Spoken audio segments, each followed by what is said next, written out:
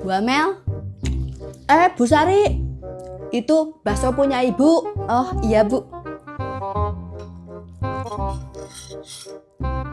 Bu, ini mangkuknya punya siapa ya? Ya punya saya lah bu. Kayak punya saya ya bu.